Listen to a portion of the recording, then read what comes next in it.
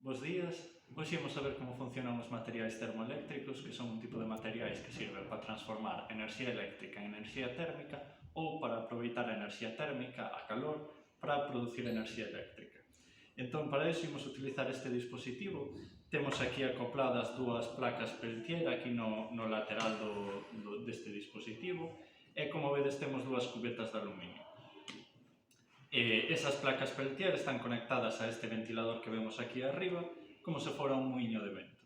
Entón, o que imos a facer é, no depósito que tendes a vosa esquerda neste, imos a enchelo con auga fría e imos a botar unhas pedras de xeo.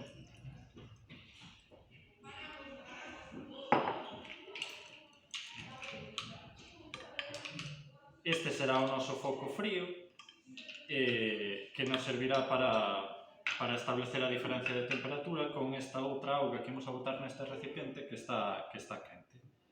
Entón, como vedes, cando enchemos con auga quente outro dispositivo, o muiño empeza a xirar. E isto é debido a que a diferencia de temperaturas, a enerxía que se está a transmitir en forma de calor do foco quente ao foco frío, se transforma mediante as placas Peltier en enerxía eléctrica que podemos reaproveitar, pois neste caso, para alimentar un pequeniño motor.